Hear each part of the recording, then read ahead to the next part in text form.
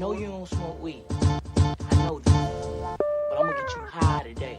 Because it's Friday, you ain't got no job, and you ain't got shit to do. Yo, it's your boy Big Ed, a.k.a. the Double Vodka Don here with my co-host, Young Wayne Jetski, the South Clown King, in his little cholo fit. Rocking the cholo one button today. Producer Colin Cooper on the 1 to 2 is the real MVP of the podcast, and he is stoned. We are 808s and smoke breaks. Colin, you hit the pen one too many times, I think. Yeah, Colin's smacked. Colin's Smackington. I hit it all day, every day. Colin's eyes are you chinked heard? from the tree right now. You heard? Oh, that's a racial epithet, actually. What I is? can't say that. I said my eyes are chinked from the tree, but I can't say that. So I would ask Colin to bleep it out, but I can't trust him to bleep fucking anything out. Jetski hates deaf and Asians. I hate deafs and Asians. You do hate deaf people, that's true. For any of you guys who listened to the podcast last week early, you may have heard the slip of a name of a girl, the last girl who made me come from a blowjob. And during the podcast, I said the girl's name because I didn't want to, fuck up the flow of the conversation. I told Colin in the middle of our pod, bleep this out at the end of your editing experience, just so I can make sure this girl, who's a very nice girl, who gave me a great blowjob, doesn't hit me up and say, why the fuck are you talking about me sucking your dick on your podcast? Colin assured me at the end of recording that he would bleep it out, and then what do you know? Monday morning, my buddy's listening to the pod, and he goes, I'm going to say the name again, and it better be fucking bleeped out. No, just don't waste my time, please. No, we're saying it again because I need to hold you to a high standard. I hold you to a high standard, and you need to uphold that standard. So he said in my group chat, damn, I can't believe you aired out for being the last girl to give you head, last girl to make you come from head. And I was like, yeah, haha, it's funny you were able to narrow it down. And he's like, what do you mean narrow it down? I was like, well, how'd you guess that it was her? And he's like, guess? You said her fucking name on your podcast. And I was like, holy shit, I just aired out this girl for swallowing my cum, and my producer did not bleep it out. So a big fuck you for that. This girl could have went to the upper authorities and really kind of fucked with us for sexual harassment or something like that. Do you think so? No. Actually, no. At the end of the day, I complimented her. But exactly. So two things. and One, it was a fact. it was a compliment. It's not like it was like this girl sucked and she was dirty and trash. Like, no, it was like that was the last chick who was able to make me come. Congratulations, you fucking rock. I remember you definitely bleeped out his name one time, even though I've people done can it easily before. find out what his name is. Yeah.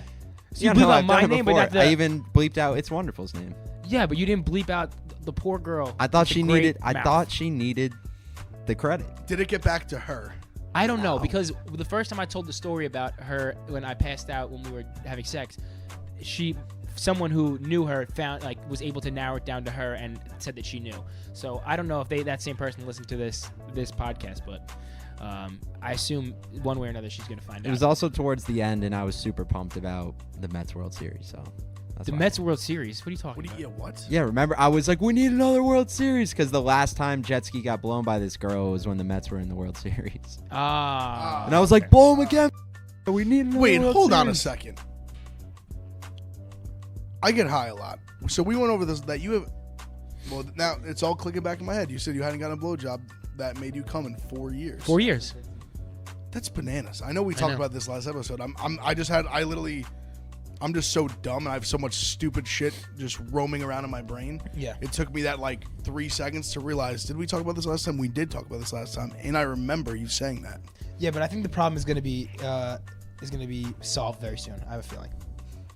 Actually, the girl that I was talking about that it puts her nose in my belly button, not literally, but she got bored and just decided to listen to the podcast on, I think it was Sunday, she said, and then she just was hung over in bed listening to it, and then all of a sudden she was like, is he talking about me? And I was like, yes. And then hear this. So she said she was upset with me that I said she was top 3. Why? What did she expect to be number one? That's what I'm saying. I was like, one, I didn't even say I put you in an elite group. Yeah. I didn't say you weren't one. I'm just saying that I put you in an elite group of neckers. Yeah. If you're top 3, that's great because how many what is it? Would you say upwards of 30 you've gotten girls have given you top? Yeah. I would say upwards of so, 30 for probably. Sure. Yeah. I mean, I would definitely say so at least. And that's a great. That means a that phenomenal means you're top percentage. 10 percentile. Right. But that she's coming back into town next weekend. So this will give me. no, this is good. This is will give her motivation. This fuel is to be number one. She said she was like, I need to beat all these girls. I was like, bet. I was like, you got some work to do then. Yeah, Get after it. I'm looking for my blowjob, cum virginity, or your top queen, my born again virginity to be broken. So anyone who is looking to fulfill my destiny to come in the mouth of a woman again. Can we find a hit my damn woman DM. that can make Wayne Jetski come with her mouth? Yeah, come on, make me come. Or is it you? Are you the problem? I think it's definitely me. You just struggle with nutting through blowjobs? I think this sounds weird, but I really think something happened during my circumcision where my penis was desensitized. It's super like, and when I jerk off, I have to beat the shit out of my dick. So you need like a reverse dick swipe, like those dick swipes, like the Roman that I need to make it more sensitive, like last longer. You need some shit that makes you more sensitive. Exactly. See, I'm just like I'm not gonna say like I need it. I'm not gonna say it's the only way I can, but I'm definitely a cum blowjob guy. I feel like I need a combination of ecstasy and Viagra because ecstasy makes your body feel so much better and Viagra makes you hard, but you can't get hard on ecstasy. So I needed some type of combination of the two in order for me to be able to like come quicker. Honestly, at this point, I'd rather come within 2 seconds of a blowjob than not come from a blowjob. It just sucks.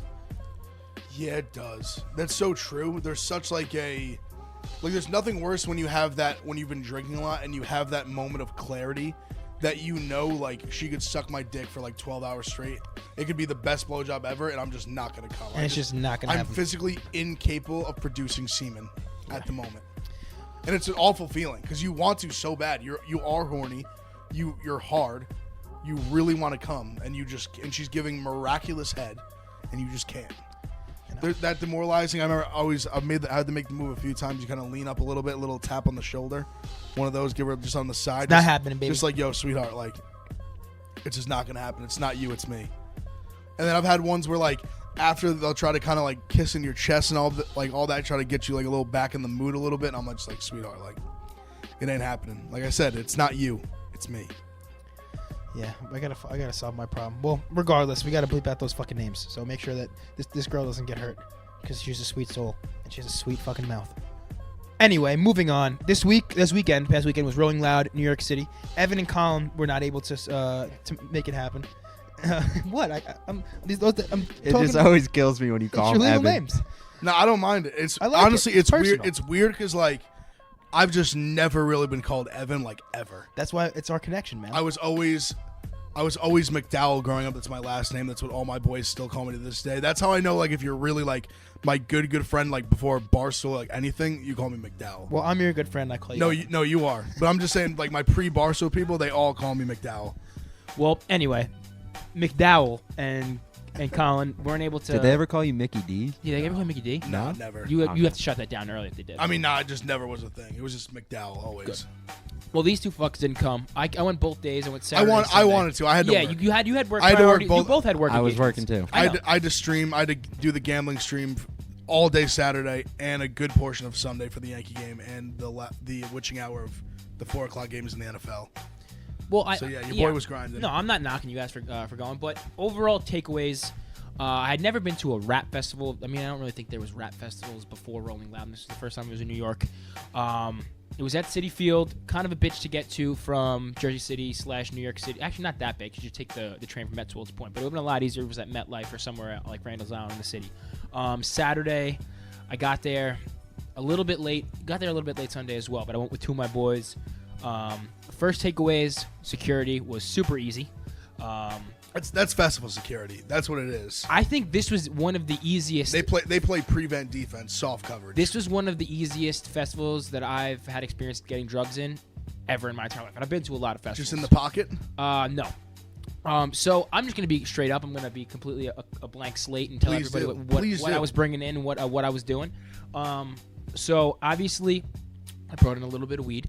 Actually, no, it's a lie. I didn't bring any weed Saturday in. So I was off the Teslas on Saturdays. Teslas are ecstasy pills, but they weren't actually Teslas. I was off the Supreme brick. So I bought ecstasy, about like 10 pills of ecstasy, and they were pressed into a Supreme logo, Supreme box logo. They were pink. They were dope as fuck. I brought them in under my ball sack, actually on top of my ball sack, under my dick. So that's a good move. So what I usually do, if anyone who's out there going to festivals, yeah, be safe. No, not the gooch, above the gooch. I'll demonstrate. Wait, hold on. You said that above the balls, under the dick? Yeah. So if you look at you just like kind of like stuffed it in between your cock and your balls. Yeah, well, think about it. You're walking to a festival. You're kind of sweating a little bit. You're on the train. No, you're I on a agree. long line, My thing is, I feel like the natural move would just be go under the balls. Yeah, but I wasn't wearing like tight boxers, and I was afraid that they were gonna like fall out because I was wearing like loose, like regular boxers, not boxer briefs. So what I did, I took my balls, and I kind of placed them flat, and I lifted up my dick, and then I took the bag with the ecstasy and pressed it against my ball sack, and then took my sweaty dick because I had fucking swamp ass just from walking from the train to the festival grounds, and I pressed my penis down onto the bag like this, so it was kind of like a snail, it was like a snail. I see. Like putting its neck down onto its own shell. So then it made a little sticky adhesive, and I was good to go. And we went through the first security line. The security guards were all like probably mid-20s black women from the Bronx, it seemed like, because they were twerking their shit. Blueface was on. As soon as I walked in, Blueface was performing on one of the stages, and they just started literally, as they were patting people down, dropping their shit on the people they were patting down and twerking. It was fucking amazing. Buzz So down, awesome. Tatiana. So I snuck the ecstasy I want to see you buzz down. very easily. Atmosphere was awesome. The stage setups were really cool. The main stage, Fashion Nova, was huge. The lights were great. The two side stages, I only spent a little bit of time at the left side stage. I really stayed at the main stage the whole time. But main takeaway, it was very, very young, and I didn't realize. I believe that it was an all ages festival. So it was usually these festivals are 21 and up I didn't know that was a thing. or 18 and up. Sorry, yeah, it was all ages. I feel like I didn't even know that a lot of these festivals were 18 up. I feel like they all were like free for alls. No, Because I feel like you're cutting out such like that 14 to like 17 is such a big demographic. Yeah. Especially for like rap music and that kind of thing. I feel like you're just cutting out a lot of your buyers. And those are buyers with like disposable income because it's literally their parents' money. It's literally their parents' money. It seemed like when I walked in, at first I was around people kind of my age, and then as soon as I walked in, it made sense that I didn't see them on the line because if you're young, you got to get in early and leave early. So as I walked in, I started seeing like an insurmountable amount of kids with braces passed out on the concrete, like just fucked up, didn't like not knowing what's going on. Kids just leaving their friends, like blacked out, laying on the ground. And as I was kind of wading through the stages, I kept seeing more and more groups of 16-year-olds. And it was a little alarming, honestly, because like I was fucked up. I had already been drinking. I'd already been smoking weed. I'd already popped half a fucking ecstasy pill. And I'm seeing these kids, and they're all fucked up. I picked up one kid, and I saw his friends running away, and I grabbed him. And I was like, what is this kid on? Like, is he okay? They're like, no, he just smoked weed. I was like, get him water and get the fuck out of here. Because I'm like a veteran of this shit. I've been to so many EZUs, EDCs. The biggest thing when you're at festivals, like, gotta stay hydrated no matter what you're on, and don't take fucking drugs from strangers. Look at camp counselor Jetski. Dude, I'm serious. Out here just grabbing little kids like, yo, just calling shots like, get him some water.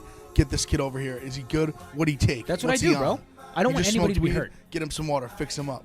So that was you. That was the beginning experience. Good for you. I was me and my boy Robbie Blaze and Lamnick were kind of just checking everything out, making sure everyone was okay. Then we go over to the drink station, get a couple beers. Beers were a little expensive, $16. And then we make our way over for Ski Mask Slump God set, and it was Ski Mask Slump God into Playboy Cardi. So we see the end of Ski Mask, and then we already had popped half a pill, and we're looking at each other. And like I said, I'm a veteran. I don't advise this to anybody. If you're gonna take drugs, always test your drugs. Know what you're gonna do.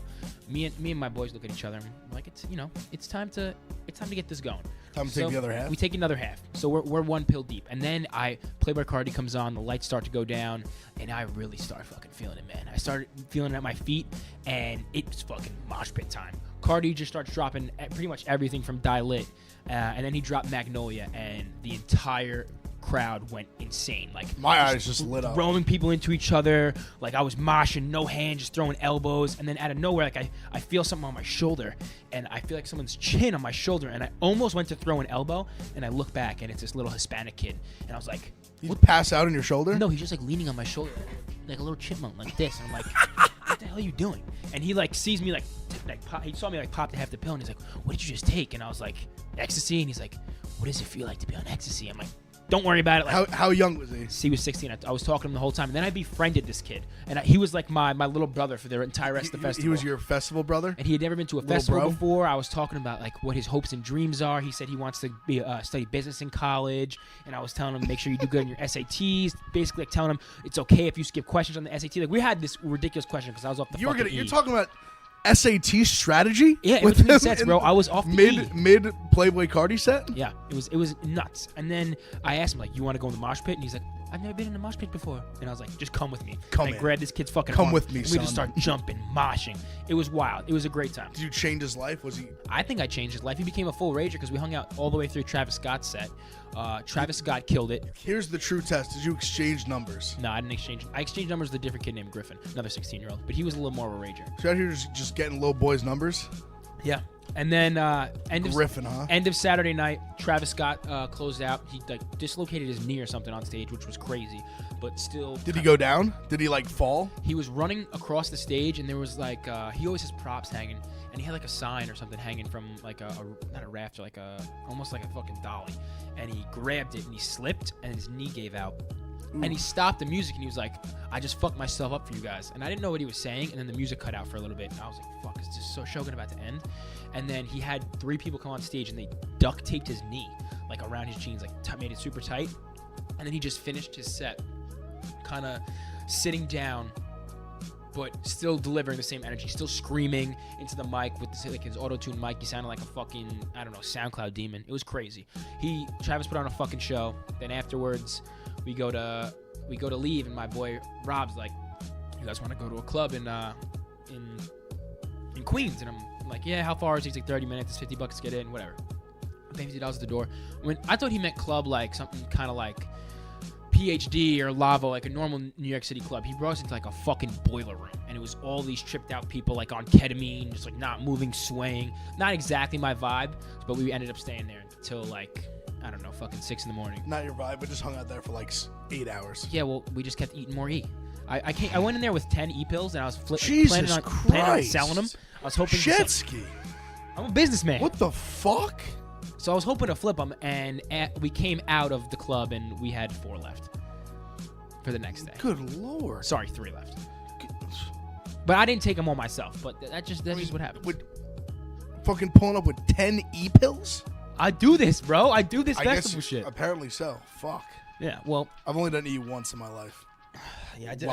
Wild experience. I did enough this weekend to kill a fucking kindergarten class, so I think I'm tapped out. I will of say, weed for a though, while. E, much better than Molly. I agree, too. I've done Molly my fair share. E, I only did once. I did it actually funny because I'm going to Penn State. While you're listening to this, I'm probably on my way to Penn State. I'm going tomorrow. And the last time I did E was at a Penn State frat. I went there when Ohio State was playing Penn State, and they actually beat us. So crazy story. I take apparently they have a dealer in the house who literally, it's every weekend he kind of just has a different drug. Yeah, it sounds and they right. all just do it. So this weekend he happened to have E. So me and 4 of the kids, 4 my boys from Ohio State, we buy some, we do some E. Game starts. What did the pill look like? I don't remember. I think it was yellow. I don't remember. Honestly, a lot of times they're pressed into shapes they're pressed into Teslas. I don't. And that's supposed to help you gauge the strength. A Tesla's supposed to be mid-range. The Supreme ones, the ones I had, are apparently super strong. But yeah, I don't even remember. So I remember I took it. It starts hitting me a little bit. I go to take a. We're winning. I go to take a shit. It's really hitting me while I'm on the shitter. Yeah. I come back from the shitter. Were you in a porta potty? No, just frat, just bathroom. If you're ever house. on any type of E or acid or any type of somewhat psychedelic and you're in a porta potty, it's a bad experience. So try to limit your porta potty experience. Yeah, I was just a normal stall shitter. I come back. I go back to the room we're watching the game in, and we're losing. Oh no! And it was crazy because at that time this was this game made Penn State care about football again. They didn't give when they upset them. What 2016? Yes, they didn't give a shit about us. They didn't give a shit about that we were playing. They were just there to party, whatever. So they beat us. So we lose, obviously. Mm-hmm. And the place is going berserk. Penn State's going off. They just beat Ohio State, top 5 team in the country at home, white out. They're going nuts. So everyone that I'm with, we had a crew of 25 kids from my frat that went down. They were all devastated. They're all in Ohio State gear, as I was. So the 3, there's 3 or 4 of us that took the E. We kind of look at each other. We're yo, I'm going to care about this tomorrow. I don't really care right now. I love Ohio State football. I could not care less at that moment that they lost. But you were loving ecstasy a little more at that moment. So what I did, we all were you know what? We're going to just join the fucking party. So I changed. How do you fit in at a opposite school? You don't wear the opposite color. I took my Ohio State shirt off. I put on a normal shirt. What do you mean? I gotta fit in. Do you know what it's like? Here's how it is. Do you know what it's like when you go to like an opposite frat, like another school, and you're wearing the rival color? Like you're an outsider. Like no one likes you. I can't say I've ever experienced that. No one likes you. They don't like, obviously, like not no one, but like they don't want to like hang out with you. Like you're an outsider.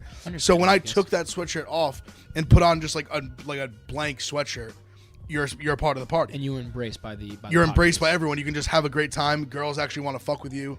Like so, coincidentally, the sweatshirt I had happened to be navy blue. I did not do it on purpose. I was not aware. It just happened, and I had the night of my life. I was actually helping someone from outside on the street was hammered and ripped a light pole out of the ground, and we were raging with it in the house. And I was literally helping carry it. We were charging around the house holding it. I have a question for you. So obviously this is a different environment because you're in a college town. Like that's a once in a lifetime type of party opportunity. Exactly. So say that this was like the Giants were playing like an elimination playoff game in Dallas, and Dallas wins, and the streets of Dallas are flooded. Everyone's going crazy. Would you rip off your fucking Giants jersey and put on Ezekiel Elliott jersey? That's so different though, because I didn't put on like the opposite jersy. All right, so I tried to just put on a neutral color. It just happened to be navy blue, if the Giants but it wasn't on lost, purpose. Like in an NFL setting. But see, this is a once in a lifetime scenario in the sense that I would never be watching a big game on E.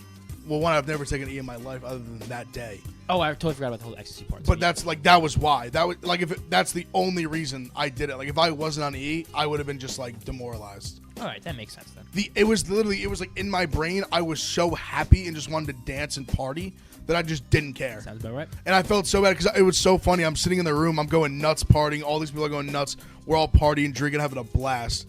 And all my boys, besides like the two of us, two other ones or three that were there that did the E, they're all miserable. They're just standing on like against the wall in the Ohio State gear, Ohio State hat, fucking jersey, whatever, fucking heads down, demoralized, thinking like our season's over. We're not gonna make the playoff. At that point, you gotta all this embrace stuff. it. I just was on E, so I was just thing. like, fuck it. I had a fucking blast.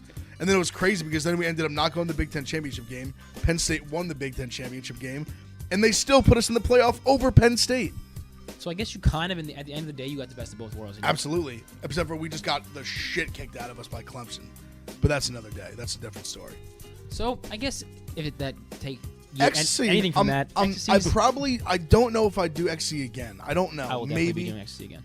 I maybe would because of how the thing with XC is it's so clean and like pure. Like it's very a clean trip. It's very like it's high. not rocky. You don't have like a bad come down. It's very actually this is the word I would describe it compared to Molly. XC is very smooth. XC is smooth because it's smooth. It's very and it has a lot more drugs in it. It goes very like it's very like smooth. Like you just kind of get the high, and then when it's done, it's kind of just done. You don't have this crazy like jitter, and you don't feel like weird and have all this these bad juju. I don't know. On Molly, it's just like a bad come down. But Molly is just healthier so for you smooth at the end of the day to take because ecstasy's a press pill. I'm over. I'll never do Molly again. I'll never do Molly again. I only did acid like once. I'll never do acid again. I think I've moved past all those things in my life. Well, I don't know if I have yet because after Saturday, literally a pocket full of ecstasy. Yeah, after Saturday, I went back at Sunday. Rolling Loud with your boy Griffin. Yeah, with my boy Griffin. I didn't let Griffin do any ecstasy, but Sunday I went back, had 2 more ecstasy pills. But I went in Sunday. Damn! Shout out Hank. Hank got me an artist pass, which was dope. So we went in the artist entrance on Sunday. Got there a little late again. I was kind of tight. I really wanted to get there for DaBaby and Lil Tecca. Got there again at like 5:45. DaBaby's set was just ending, and the artist line took a while to get in, but we went through the artist village, which was really dope. As we were going in, all of A Boogie's team, all the High Bridge dudes were going in, and then I walk in, and the first person I see when I'm in the artist village, so it's like we're all there. The trailers are on the back. It's like a turfed out carpet and stuff. Lil Mosey walks past me. Then I'm looking to the left. I'm kind of walking deeper into the village. I see Dave East in the side doing an interview with somebody. Then I'm kind of hanging out. I see Adam 22 from No Jumper. He's the only person I really fanned out on because this is when the first E was really hitting me. Went up to him, like dapped him up. I was like, "What's up, Adam? I really fuck with your podcast. I run my own rap podcast. You were a big influence." He kind of just wanted me to get the fuck away from me. He's like, "Yeah, thanks, man. I appreciate it." Walked away, but whatever. Showed my respect. And then the highlight of the first 30 minutes of just kind of hanging out and rubbing shoulders in this area was Megan Thee Stallion walked past me with Moneybagg Yo right behind her. And I'm telling you, bro, she is a fucking stallion, bro. Dude, oh. She's she's tall, dude. She's probably about 5'10". She's wearing heels, like a brown, like romper, I guess. I don't really know. But I wasn't. When she romper, wears it that was shit open. that's like right under her tits with the sleeves. You got the fucking The belly was belly open. showing. Her ass was showing. It was fucking amazing. And I just like looked past. She walked right by me. And I was like, oh my god, that was Megan Thee Stallion. Moneybagg Yo's a big dude, so he looked like I he fuck could with probably, Moneybagg Yo too. He can rap. Yeah, he can definitely rap, and he looked like he could fuck somebody up. So shout out Moneybagg Yo. He looked pretty brolic. And then I'm waiting to go in, kind of just hanging out, vibing a little bit, smoking a cigarette. I also smoked a fucking pack of cigarettes each day, which was terrible. And guess who I see walking around with Lil Duke and Young Thug's camp? Fucking an 808 Smoke Breaks veteran, friend of the pod, an alum, K motherfucking Huss. Yo, rocking a fucking Chaos is my fucking guy, he's everywhere. He's rocking a slat shirt, and he has his fucking grills in. He's got these fucking Cartier shades or something on. He's like Jetski, and I look to the left and I see this motherfucker coming up with his dyed hair, and I'm like, Huss, what the fuck are you doing here? Dap him up. We both go out into the to the stadium. It was awesome. I see the first set I saw was A Boogie. A Boogie brings out Lil Tecca because they have a new song, Somebody. That was fire. Next is Juice WRLD. First song Juice WRLD does, Ransom, brings out Lil Tecca, fucking kills it. That was actually my favorite song of the night, or favorite Ransom of the night with Ransom Tecca with and Juice WRLD and WRLD. Tecca. It was awesome. Everyone was going crazy. All these 16-year-olds were like fucking moshing. I grabbed them. I was pouring beer into fucking these two 16-year-olds' mouths. I was making them go nuts. I was like the king of the teens. It was great, but kind of pathetic when you think about it. But anyway, then we go into the VIP section, which is where the guys who created Rolling Loud actually started the festival are, and they bring us in because we were with Rhea. Shout out Rhea. They brought us into the section where we're hanging out, and we see the fucking food god guy who's like friends with Kim Kardashian. He was in the section with us. They brought us champagne, popped another ecstasy, no big deal. Hanging out, smoking butts the whole time. Rocky comes on. Rocky kills it. Rocky brings 50 on. They do Many Men. That was electric. If I heard Many Men, I obviously didn't hear it. I think Many Men would have been my highlight. It was sick. Just from outside. If I got Many Men by 50, that every time I hear it now, it just gives me chills thinking about it. I really fucked with Rocky bringing out 50. He also brought out Smokey Margello. The only thing that I didn't fuck with, I know Smokey. Rocky didn't play enough of like his old 2012 bangers. He didn't like play Goldie and shit. He didn't play Goldie. He didn't play Purple Swag. He didn't play Peso. So that kind of that's weird to me. Like I just feel like at some big shit like that, you gotta play like your biggest songs. That's what the people really want. He played the song with Skepta, Praise the Lord, which was fire. But that was the only thing I wish that Rocky did. I skipped Uzi to go to Rocky instead. So that was my closer on Sunday night. Overall, Rolling Loud was awesome. I wish that I'd gotten there a little bit earlier, and I wish that some of the performers kind of went a little bit harder. Like Travis, Playboi Carti, ASAP, Juice WRLD all killed it. But some of the lower acts weren't as great. A lot of people just kind of played with a backing track and just ad-libbed their own tracks. But that's what's expected at a rap track. I hope they come back next year and I'll get to experience it a little bit better. It was a little bit disorganized, and it was tough to kind of maneuver your way through the crowd, but I kind of found a seam on the right side of the main stage. So I had nothing but good things to say. I just wish it was a little bit more organized. The line, especially into the artist section, took a while, but overall, positive experience. But now I think I took a fucking ice cream scoop out of my brain from all the drugs, so I'm taking you took fucking 39 ecstasy pills. I mean, you gotta, if you're a savage, you gotta live the savage life a little bit. But we're okay. So when I'm off that Molly, I know what he said. I don't need no Molly. I don't need no Molly to be savage, but when I'm off the Molly, I'm a savage. I missed the end of Juice WRLD set because that's when we were going into the VIP area, and I missed that song. I was hearing it when I was walking. I was like, "Fuck!" I wanted to. I don't need no Molly to be savage. But when I'm on that Molly, I feel savage. It was dope though. I'm really hyped. I hope they do another Rolling Loud in New York moving forward. They definitely will. I'm sure it must have been a hit. I mean, they must have. I can't even imagine the money they must have made off tickets. So they must have been so much because 4 performers weren't allowed to perform. Don Q, Casanova, Pop Smoke, and Chef G. That shit was stupid. One, just that they did it the day before the festival. Like, how do you not make this shit has been planned, booked, written in stone for months. Yeah.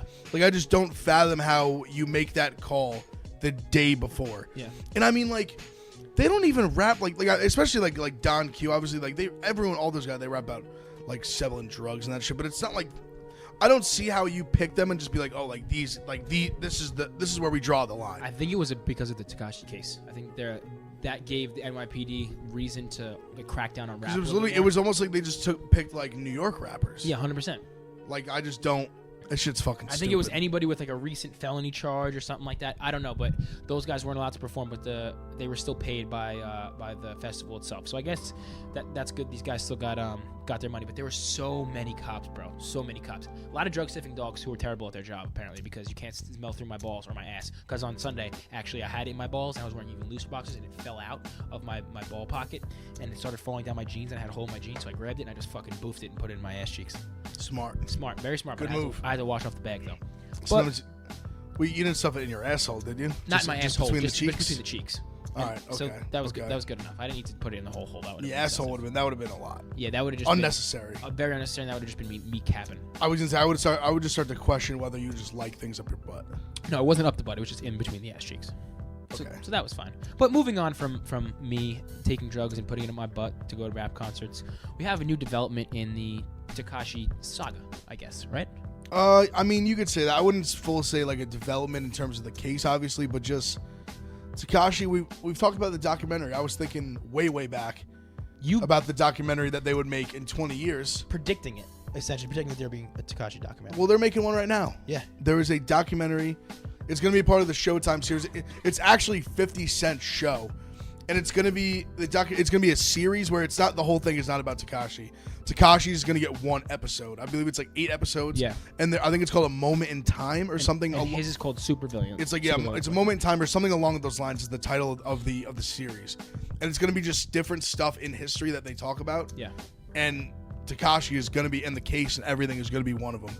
And I'm excited. I would imagine it probably won't come out for like a couple of years. Like they literally just came up with like I guess just announced the concept. Yeah. So I'd imagine at least like 2 years, maybe more. But I think that's going to be insane.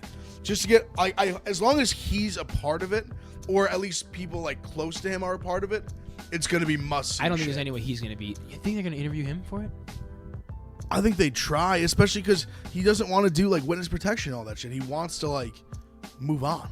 You're kind of like a soothsayer, like a future. You speak things into existence because you. I Talked did, about this and it happened. But I'm not even going to take like that much credit because I feel like this type of thing is so intriguing. Like, how could it not get a documentary at some point? Yeah.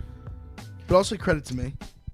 I'm surprised 50's doing it because 50 kind of did distance himself from Tekashi in interviews and like that's like I'm not rocking with him no more. Basically, like saying that's his mom's kid because he would joke and say 50 was his dad and shit. But it's gonna be fucking mesmerizing when it comes out. I mean, everyone's gonna watch it. The ratings are gonna go through the roof for that shit. I can imagine. I mean, I've said it many times. Whether you love him, hate him, somewhere in between, he puts asses in the seats. Puts asses in the seats. Like it's just what it is. Like, no, I don't think anyone, even if you know nothing about him, about what's happened at all, I think you would watch that as long as it's well made and be like, this is interesting shit. Just the whole story of him just being a normal kid, getting approached by the gang, like it literally, and just turning to what he became, then snitching on all of them, like coming full circle. Like, it is just the most fascinating, crazy story. Like, it should literally be like a movie. They should make a movie, like, just not like use his name and everything, but just make a movie with the plot of his life. And that would be some interesting shit. Kind of like White Boy Rick. Like a White Boy Rick style. Exactly. Like, just do it about Tekashi. Like, that'd be crazy. Like, just a normal kid from fucking Brooklyn. All of a sudden gets approached by a gang. We can help you. We'll get you street cred. We'll sell your rap. You'll make money, whatever. You'll make us money. The kid just becomes like one of the biggest rappers in the world in terms of just like views and shit that he's getting. Big internet star, comes crashing down. Not about this life. Then signs a $10 million deal. Yeah, made to be a person that is not fucking, clearly not what he actually is. Just fucking capping heavy as a gangbanger. He was not about that life. And all his boys were just out here just shooting everybody. Shooting everybody up. And now he's just he ratted on all of them. Like, that would be a crazy story. And then just says, see, I think for him, you go like Henry Hill style and you end the story with him like snitching. Like, I think that would be a good ending for the movie. Yeah. I don't think, but I mean, I guess it would be wild for him to still. I mean, his movie's not over, yo. He still has. That's what I'm saying. Like, the story. There's still more of the story to be told. Yeah. But if anyone in Warner Brothers, any of the stuff, you want my help, my services are available for charge. You'll be in the writing room.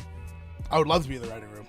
Dude, we should like try to write some type of We should pick a But rapper. see, Not it's like, Tekashi, but it's we like should pick it a wrote rapper itself. and write- Like the and- story writes itself. Would You just gotta mix in the shit in between.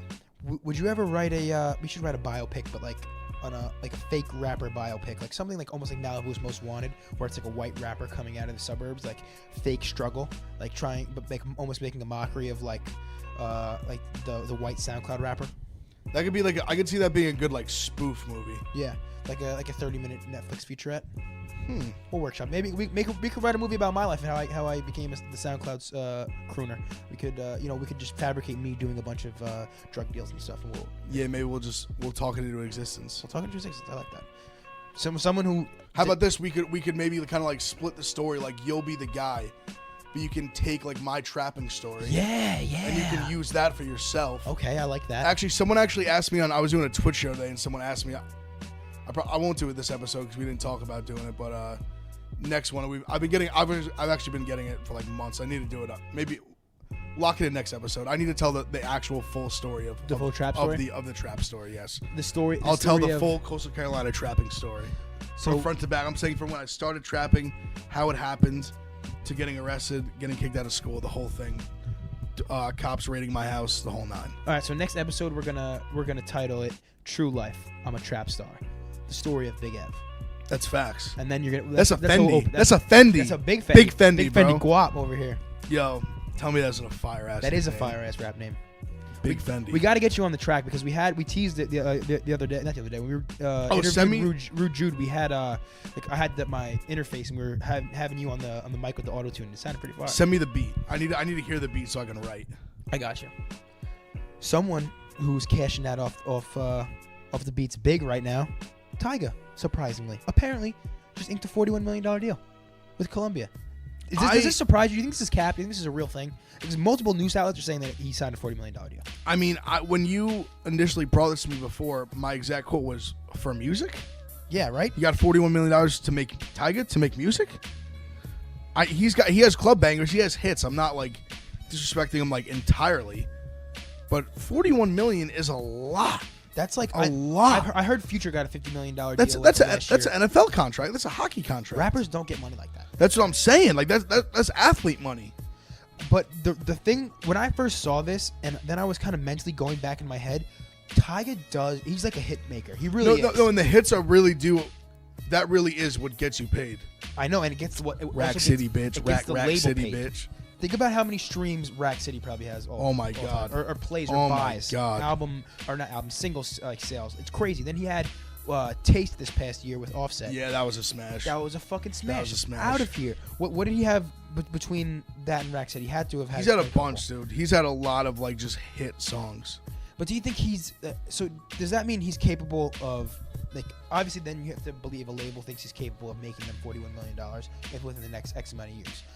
I don't know, but it's just mind-boggling. This is a real number. I feel like this has got to be fabricated. Just also how I kind of feel like the Tekashi contract is fabricated. I feel like people's management teams nowadays are releasing false claims and false numbers for deals so that then they can counter at an actual meeting and say, you didn't see this report? This label offered us this much money. You need to match it. You need to offer something close to that.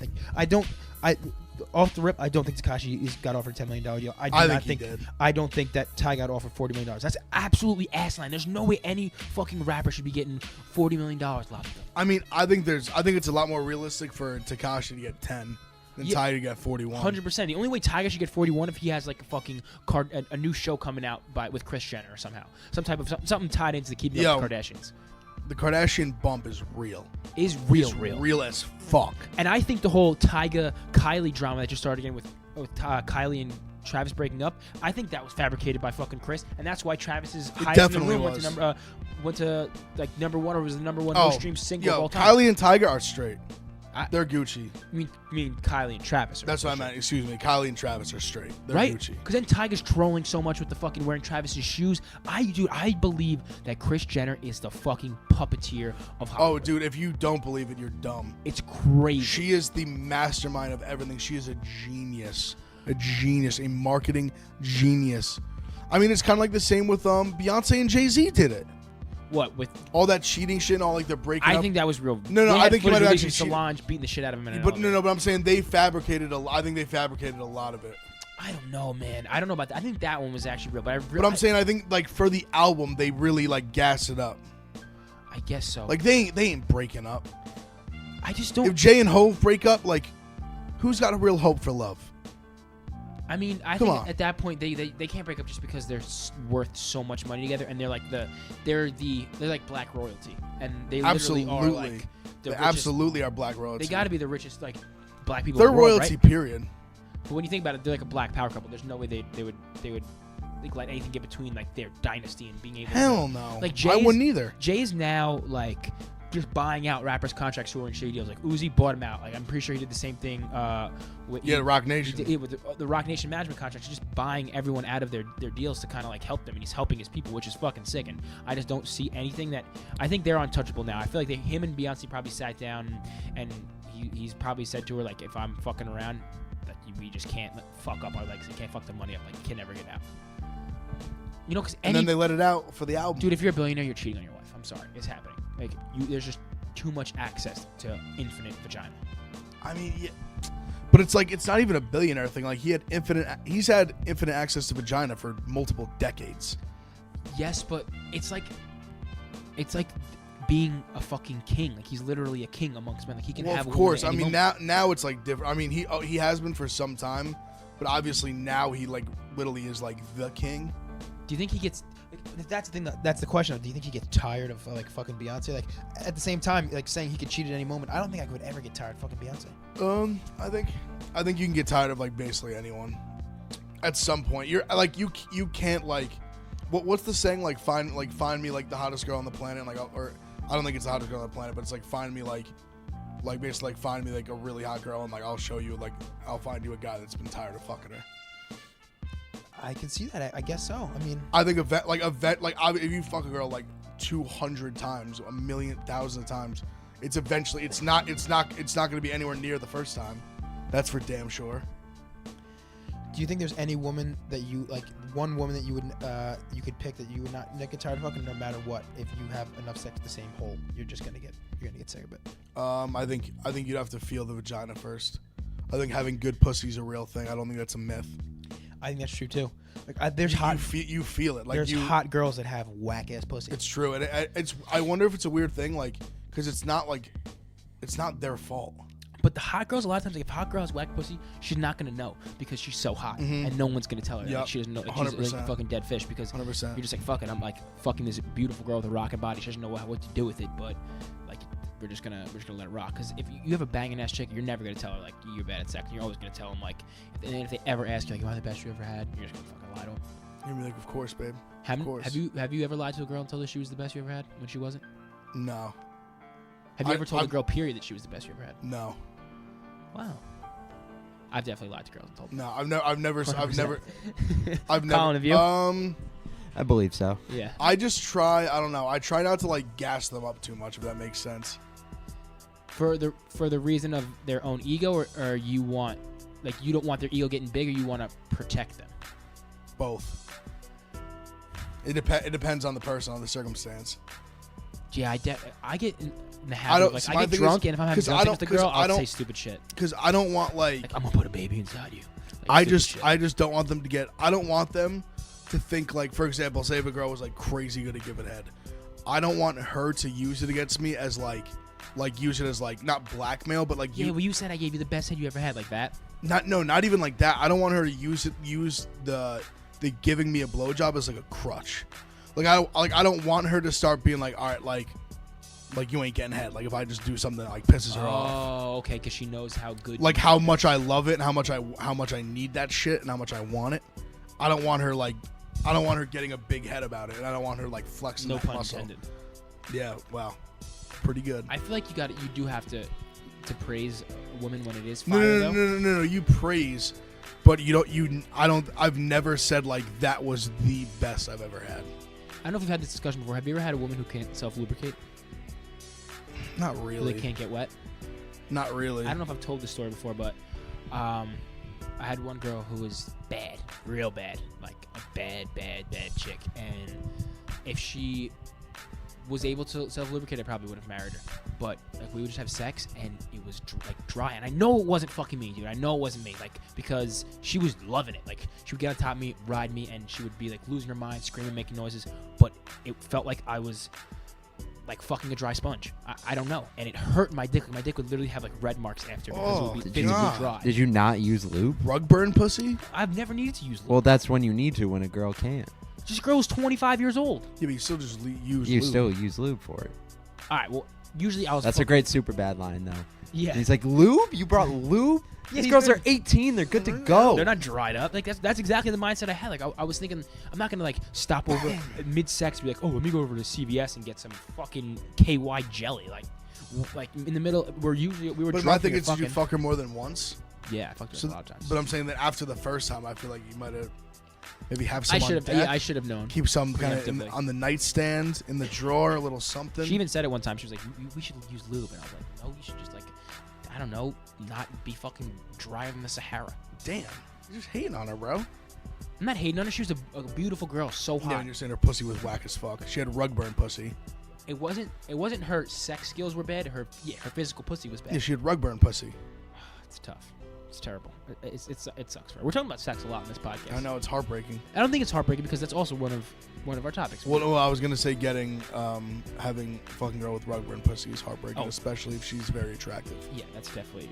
But you can't have it all. That's kind of how it goes. You can't have it all. There has to be something. There's something with everybody. Not everyone is flawless. yeah. Like there has to be something.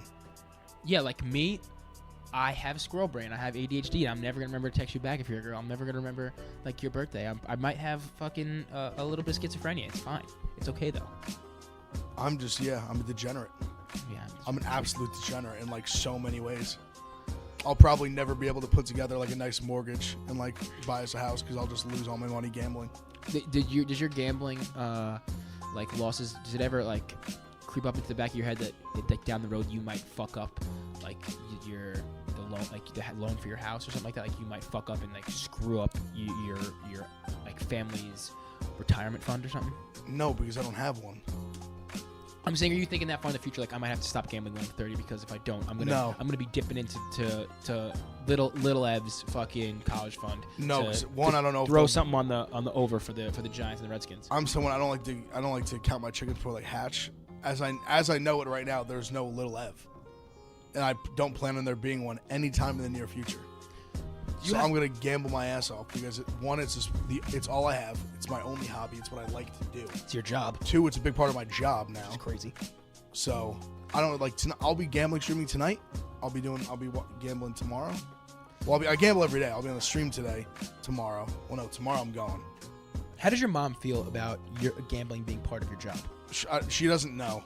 Well, How does she well, not actually, know? No. She knows. Your dad definitely knows. My dad definitely knows. He asked you for Shout picks? out Larry McDowell Jr. Yeah, that's my guy. Shout out Larry. Shout out my old man. But no, my mom just like doesn't have any social media and doesn't have like any use of the internet. Like she just doesn't like really know. Rightfully so. That probably helps you. Honestly. Yeah, she just like she doesn't really see any of my content. She doesn't see any of my tweets. She doesn't see anything like that. My dad knows. My dad definitely knows. He just knows I gamble a lot. He knows I bet more than I should. He knows I bet more games than I should. It is what it is. Do you think that in order to But he bets too. Like I give him picks. Like and I give him picks. who's Like, a better gambler, you or your dad? I mean, he just gambles way less than me. But He only really bets like football. Mm-hmm. He's not taking action on like yesterday. I've got a fucking Euro basketball over like at 2:00 because I'm a degenerate. That's the only thing that was being played.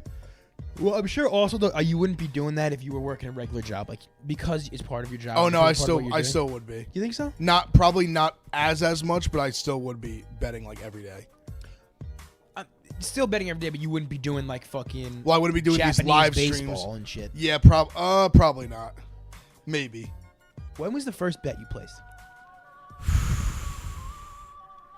Like what age were you at? Probably. You talking high school? Well, I really got hooked on just the idea of gambling in 7th grade. We rolled a lot of dice. We had our own game. We called Throwing D's. Literally made a dice throwing table out of this old, like the outside of like an old computer.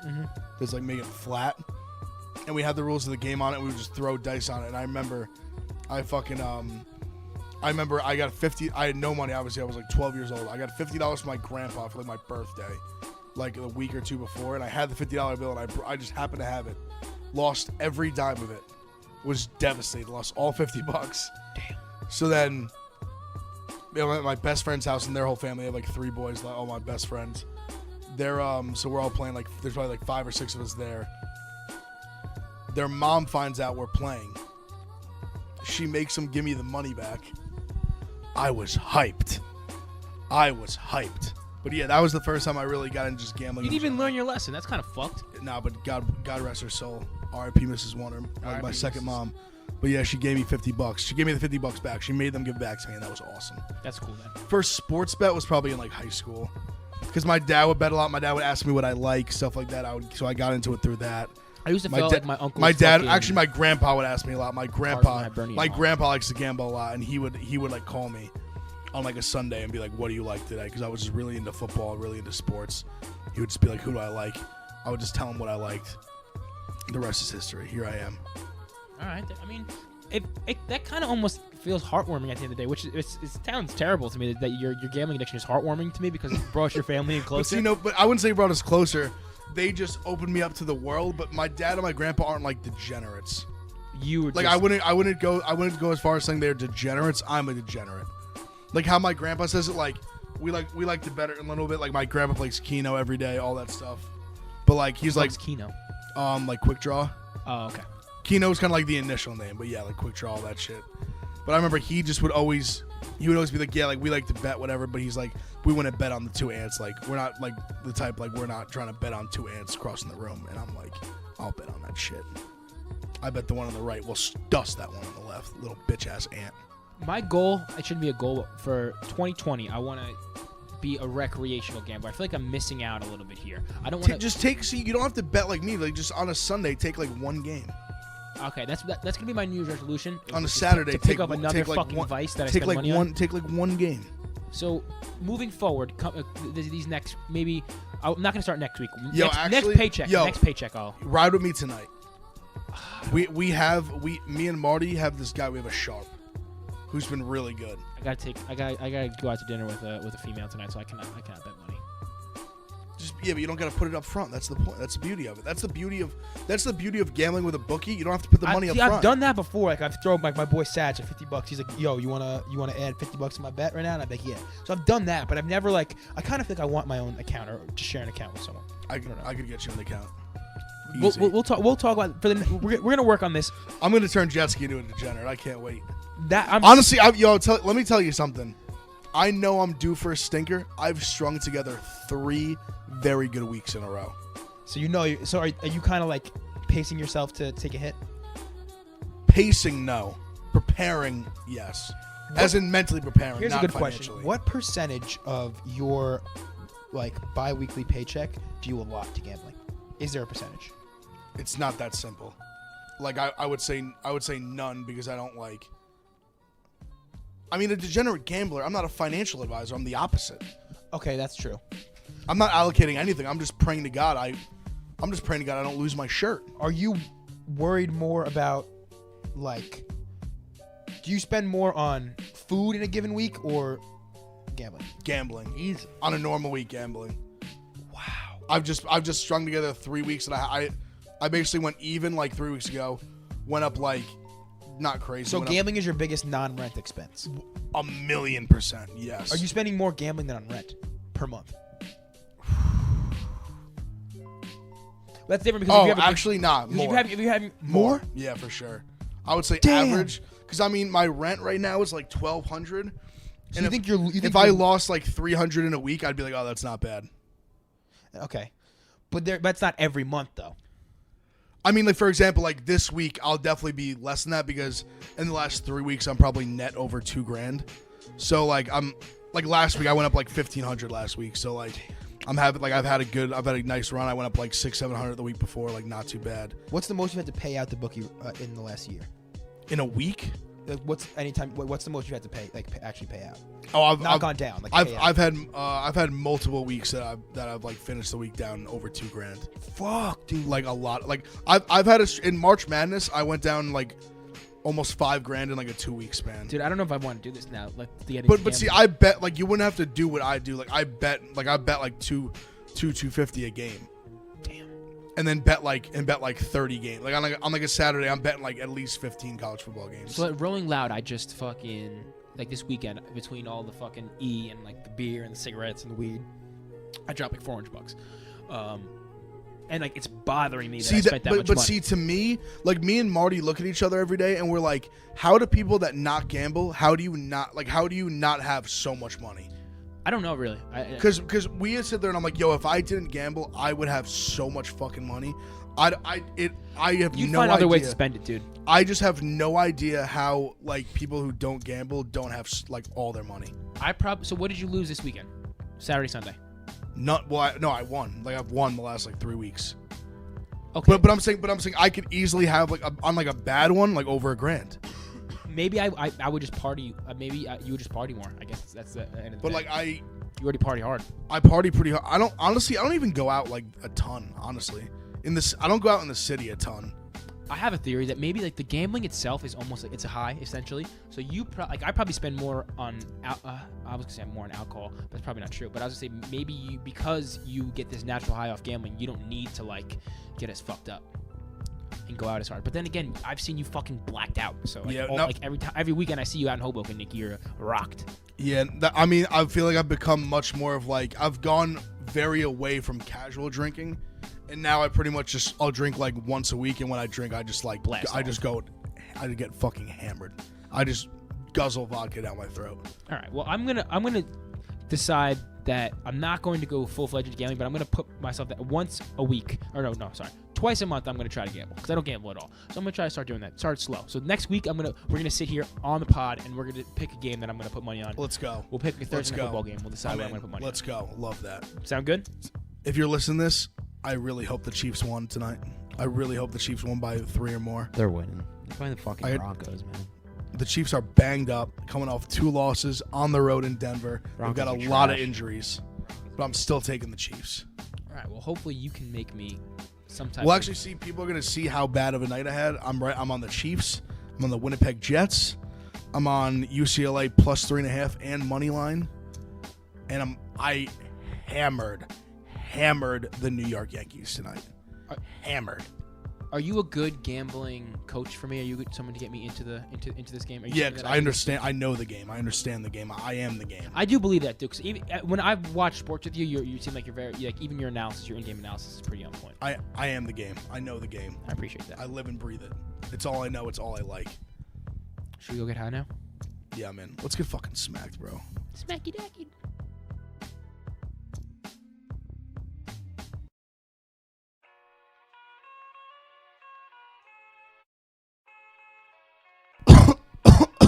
We're back. Woo!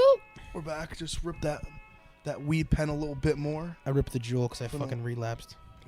Yeah, it's classic. Fucking addict. You're a fucking addict too. So, Gambling. I didn't say I wasn't. I said you are an addict. Take some accountability for your I did. actions. I have never not said I wasn't addicted to nicotine. Yeah, I guess that's fair. I've always said I was an addict. I've always said I was a scumbag. Always. My thing is, if you're gonna be like just a scumbag degenerate, at least be self-aware. I'm very self-aware. No. I'm saying just in general. Yeah. Like I'm a scumbag degenerate, but I'm a self-aware scumbag degenerate. Yeah, if you don't know that you're a piece of shit, but I think you're an even bigger piece of shit. But this is how I try to be. I think I'm a piece of shit, a total piece of garbage. But I think I'm a decent guy. Yeah. I think I'm a nice guy. At the end of the day, I've always been the kind of person. As long as the end of the day, when they say like, how was Evan McDowell? Like, oh, he was a good dude, solid dude. I'll take that. I think you're a solid dude. I appreciate that. I'll take that. Can you tell me I'm a solid dude? No, you're a good guy. All right, thanks. Good guy. Appreciate it. Wayne Jetski. Good guy, a little different than solid dude. Good guy, a little different than solid dude. Yeah, I take that. I told him he's a solid dude. I said I got good guy, but I feel like I got the fucking bronze medal. And I give you a gold. I feel like good guy's better. He's a good guy. I feel like solid dude. Like Solid dude is good. I feel like solid. You feel better. I feel hearing like solid dude. dude. You're more of like a rock. You're Like man's you can, man. Like you can like rely on a solid. Like dude. you'd call he's me to help spackle. He's or a something. solid dude. If you're a good guy, like he is a good guy, but I wouldn't. He's a good guy. He's a solid dude. He's gonna help me Jetski's a solid dude. caulk my Colin wall. Cooper's a solid dude. So with our high thought, we came up with a list of different possible topics and scenarios. And one we narrowed it down to that we wanted to discuss when we're inebriated is, what would you do if you were invisible for a day? I think it's a cool question. I think it's always a classic question you always think of. What would you do if you had a superpower? And I feel like invisibility is something that people always pick. So let's dive into it. Ev, what would you do if you were able to cloak yourself with an invisibility cloak like If I Harry was Potter style? invisible, I would just rob mad banks. A lot of banks. Okay, so I have a question though. If you were doing this, if you're invisible, the money's not necessarily going to be visible. So Yeah, for sure. So you're. Wait, the money. Yeah, the money's there. No, I'm saying, but like you're going to be walking out, you're just going to see like money floating in the air. You could potentially get apprehended. You know what I'm saying? They see like money floating in the air. So the way we're doing this is like we're not going to do like invisibility cloak style like Harry Potter, where anything that's underneath the invisibility cloak I becomes feel like invisible. We're but doing I- but I only feel your like that's part of it. Only your body is invisible. Then I almost feel like there's no point. I'm just asking, how would you steal it? How would you? You can still rob a bank and be invisible. It'd be super easy. If rob a bank while invisible, would you do it in the middle of the night? Like I want you to go through your process, how you would do it. Well, I think first I would have to just go in there. I knew obviously I can't just like walk in the back. Like I don't have the codes, everything. Mm-hmm. So I'd have to go in there and just watch people put in the codes and shit and just figure all that shit out. Codes to what? Like the safes and all that shit. So I'm thinking, in order for you to accomplish what you want to do, you need to walk into the bank or walk past whoever opens the bank, or walk Exactly. in with them early in the morning. So you're gonna have to stake out Exactly. the bank probably the But, whole no, day. but I'm saying I would just go. That's what I'm saying. I would go in. We'll see if I want to do the night thing, then that's how I would have to do it. But I feel like a lot of this stuff would have fingerprints, that kind of stuff. I don't know. I think I need to get in the building, like organically. Okay. So I'm saying I go in there like normal hours. Yep. I just go behind the counter, all that they can't see me, obviously, and I just pick up all their shit. Like I just sit there and I just pick up everything they're doing, all the codes, all the way their protocol, the way they do everything. I pick it all up. I hear everything. I hear them talk. I hear all their shit. So then once I have that all figured out, I go in the back. I use these codes. I go in there. I take the money. See, you're making it tough on me because I just went in with the mindset that I can make the money invisible. Also, like floating money is a difficult thing. It is a difficult thing, so you're gonna have to overcome. I think what I would have to do is, I think I'd have to get a massive bag, a really big bag, like probably like a garbage bag, like an industrial garbage bag. And I think I'd go in the back, I'd get in the safe, and I'd just stuff it to the brim with money, enough that maybe not to the brim, but I stuff it so big, but that I can still like grab the end of it, like throw it over my shoulder, and I think I just run out. I think I have a better plan than that for you. I like the garbage bag idea. I think what you would need to do is bring a garbage bag into the area. Because I think they see a floating garbage bag, they're like, Okay, but listen. So you need to or I even go out the back where the garbage is, see. That's what I was getting go into. out there. I and was bang, saying that and then I just dip. You would fill a And then I just do that periodically, like once a week. I think what you would need to do is fill up. The best way to do this while invisible without getting caught is take a garbage bag, fill it up with money, and when you're gonna have some period of time where you're floating you see a floating garbage bag. You have to wait to the opportune moment. And I think you should stand as close to garbage as possible, and then take that garbage bag of money, and put put it it in the garbage bag with and then regular follow garbage. them out when they bring it out. Exactly. And then just retrieve it. And then unvisible yourself. Take And the then, bag. and And then you're good. basically, if the garbage man somehow sees the bag of money, I'm watching. I just beat the shit out of him and I take it. Yeah, but I don't think he's gonna. I just mollywop him. But he's not gonna. I'm just fucking running in the middle of the day with a garbage bag. I don't think people are gonna like think twice when they see this floating garbage bag. They're gonna. That's go, why I they said. are. It's That's strong- why I it's said. strong you know, intention. no, booking but it that's in, why I said. throwing Once I have the bag filled, I'm just running out. yeah, like And then I'm just going to a different state and they I'm can't doing see it again. They see a floating garbage bag. They're like, "What the fuck?" They're not like, "Oh shit, that garbage bag's robbing us." Yeah, like they're just like, what's going on? See that's when you see a big ass floating garbage bag, you don't even make a move. You would Like, take your phone out and film it. no. You'd be like, I- "What I is don't this even garbage think, bag I think doing?" you- Making I the think- I think you situation would- hot. I think you would do that, but I think you're just like, I think when you see that, you're such in a state of shock, you don't react. You kind of just stare. Yeah. And then if I'm just out the door, I'm out the door. I'm gone. I'm running down the street. I got my bag in the car. I'm getting away with my fucking money with the bag, the baggioli, I like that. I mean, I can't the hate. I can't hate on it. Bagosaurus Rex, What I would do. Bags McGee. What I would do is I would become like a TMZ operative, and I would just go to LA and just set up like nanny cams around all celebrities, like in like a vicinity in like Calabasas or whatever, and I would set up nanny cams around all like different celebrities' houses while I was invisible, and then I would catch like all celebrities basically like cheating on their wives when like fucking I don't know. Ooh, I like when that. like Mark Wahlberg Like is bringing that. like a mistress home, I would have a camera like, Yup. outside everyone's house to catch them with something, Yup. and then I would just systematically go and sell this footage to TMZ. But I would never be able. I would never get caught because I'd be invisible, and I would never be like filming like in real time. I would just set up the GoPros outside in these hot spots, and then I would go back and sell it to TMZ. See, So I would have a hold plethora, on. a bank of footage. I've got a different move for you. But it's a day. Let's remember, it's just a day. So you gotta hope that you're finding someone cheating in that day. No, hold on. I'm gonna go a different way on this. Oh shit! Yeah, we did say for a day. Fuck. Oh, it's only for a day? Yeah, it's just a day. Oh well, yeah. So I'm robbing like 8 banks. I'm robbing as many banks as I can while they're open. I still think if I for 3 hours I set up like nanny cam, like a nanny cam outside, I don't know, 5 different $1 million like mansions, I'd be able to catch a decent amount of cheaters. But see, here's where I think your execution's off. I think everything is right until your sale tactic. My thing is you don't sell to TMZ. You sell it directly to them because they are going to be willing to give more money. If And you you also sell to TMZ at the same time. But I'm saying if they don't bite, then you go to TMZ. But you go to them first and say, listen, $5 million, this video, you take the video, it's yours. I have a fun story about TMZ and people trying to sell videos to them. I don't know if I've ever told them this podcast before. Go ahead. But I'm gonna air out. So she's gonna, if she does listen to my podcast, she's gonna hear it and she's gonna be happy that we talked about it. She's just gonna like the attention. But I know a girl who I had previous relations with, and she also had previous relations. Well, actually, after having relations with me, she had relations with Conor McGregor. Okay.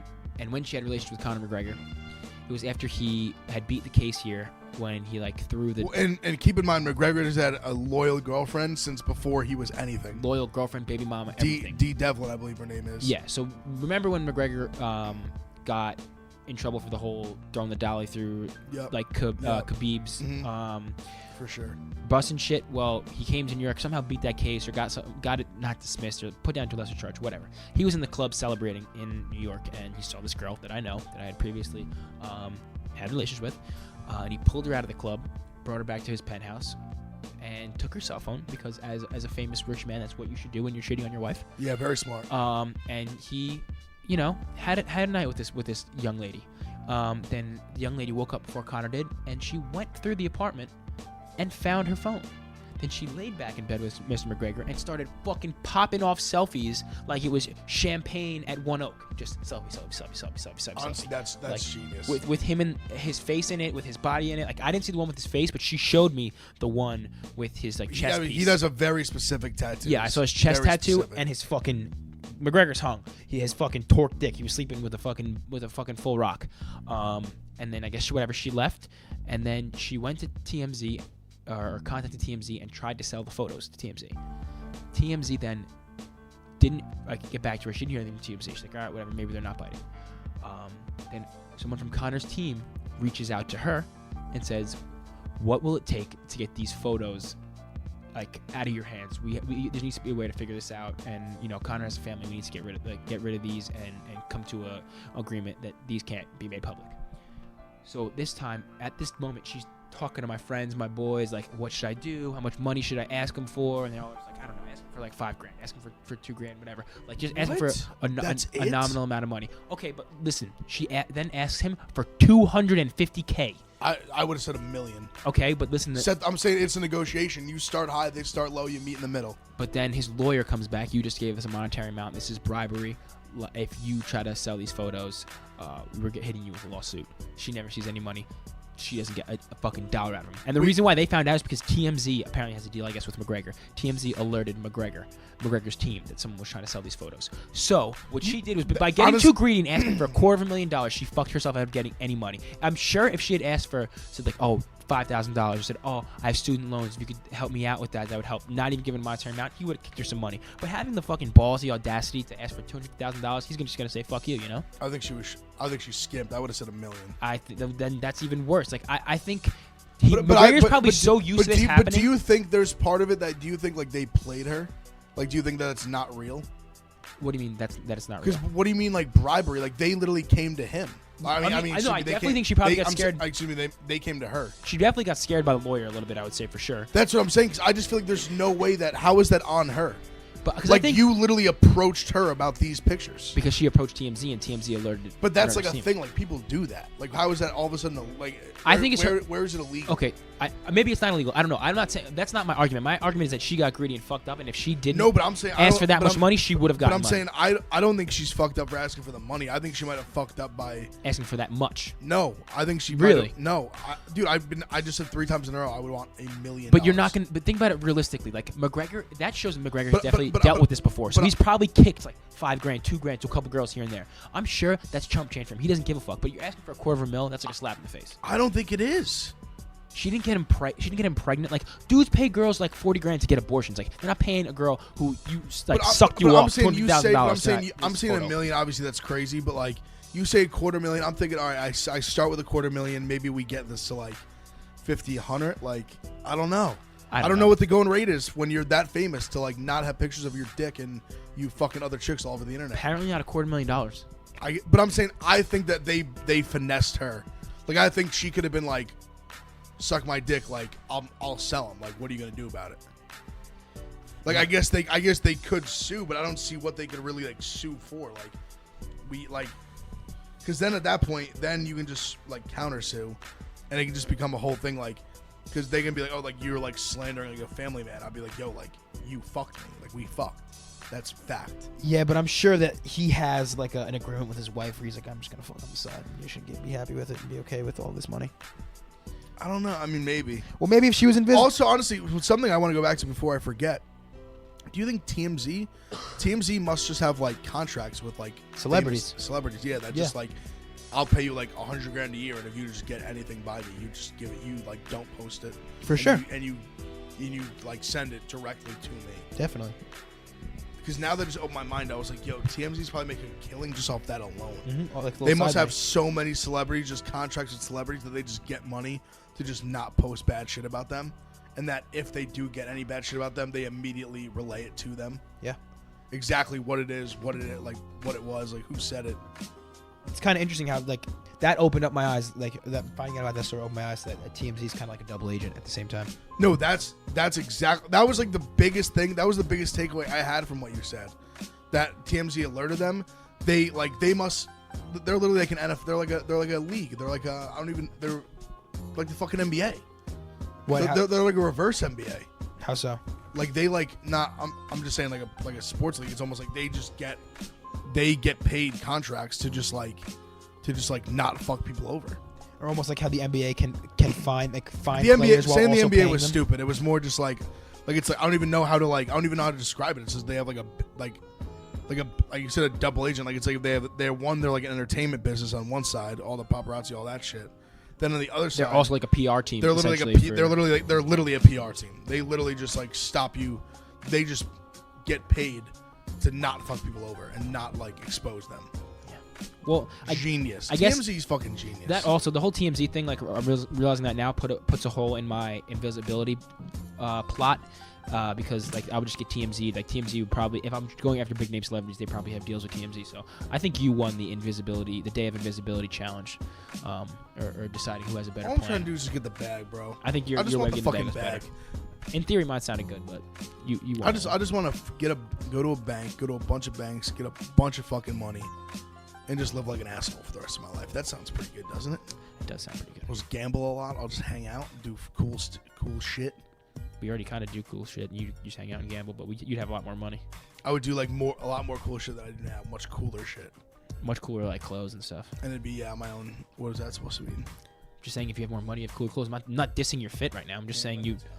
I'm just saying if you had more money, you'd have a better fit. I'd be fly if I had a lot of money. Me too. You got any slaps of the week? Anything you've been playing in your rotation? Hold on. Yeah, let me see. While Ev is looking at his, I'll share mine. So I always get into like a loop with Apple Music. I think I gotta switch to Spotify. I just feel like I listen to the same songs over and over. But there's one guy who I've been really playing over and over again. Alabama rapper. He's from Mobile. His name's No Cap. One word, No Cap. He's kind of an auto-tune crooner. Kind of a little bit like I would liken. I don't want to liken him to A Boogie because he's not as good of a singer, but he reminds me of like an A Boogie, like Kodak mix or A Boogie Youngboy mix because he's super thug, like, but tells like street symphonies almost. It's all like very sad, like kind of melodic songs about like growing up in the hood, losing your friends. He has one song, Ghetto Angels, that I can't stop listening to. It's fucking phenomenal. No Cap, that's one word, NOCAP, obviously. Go check him out. He's fire. He just dropped a project, The Back End Child. I think he probably dropped it maybe earlier on this year, but I've been listening to it nonstop. So No Cap, Ghetto Angel is my slap of the week. I give it a 2 thumbs up. Going a little more, as we said last few times, going a little more throwback vibe for mine. Jetski's more the SoundCloud king, as I proclaimed him.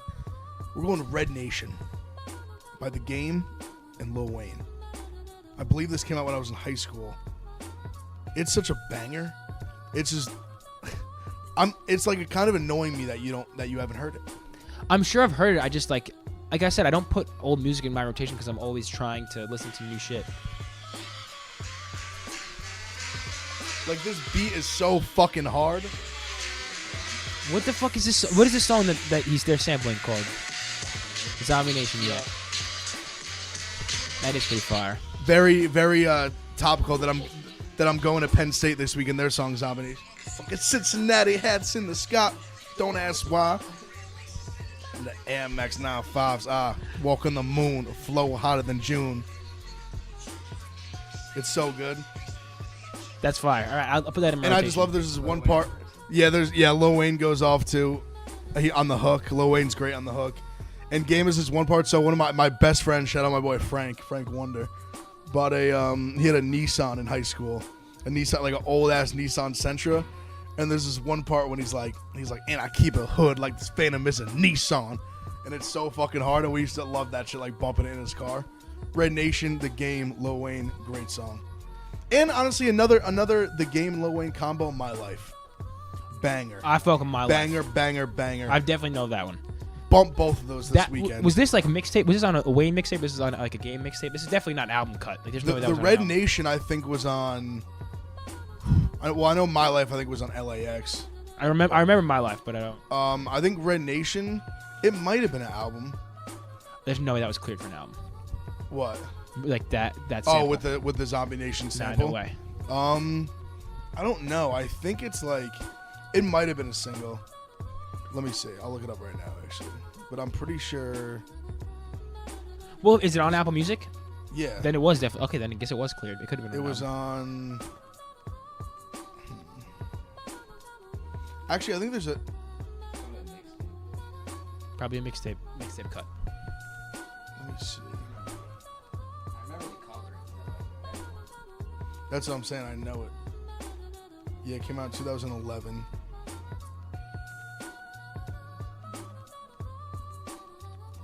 Let's see. Produced by Cool and Dre. That's what I thought. Huh. All right, so made an album. That's all. I'm gonna definitely Fucking idiot. I'll throw that. I'll throw Album. my rotation. I didn't think that sample would get cleared. I didn't even think it was an Apple Music song. But hey, shit fucking slaps. I should have known it was on the Red Album. I thought so. I just wanted to double check. All right, Should have known that off the top. well, there we go. We got Two some old greats on The schools. Game, Lil Wayne, My Life, Red Nation, bangers. Listen this week. Thank you for listening. God bless the 808s and Smoke Breaks listeners. A lot of stuff next week. What do we say we're gonna do next week? I'm gonna tell your trap story. I'm gonna officially tell my trap star story next week. The whole thing. I'm gonna go in deep detail. I'm gonna tell you everything about it. What happened? How I got arrested? How I was getting shotguns pointed at my face. They came in like a movie scene. Batter ram was bananas. I'll tell the whole story next week. Can we reenact it with Nerf guns in here? Yeah, probably. Yeah, for sure. All right, maybe we'll do that. But thank you for listening. We'll tell you all that stuff next week.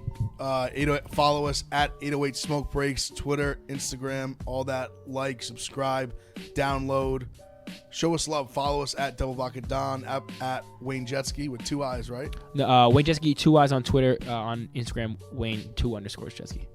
Huh. All right, bet. I have to figure out how to make it like the same on both platforms, but everyone has someone has a Wayne Jetski with 2 eyes on Twitter, on Instagram, and someone has a Wayne Jetski with 2 underscores on Twitter. So it's fucking me up. Fuck. So fuck all the other Wayne Jetski imposters. All right. God bless. We'll see you next week. See ya. Peace.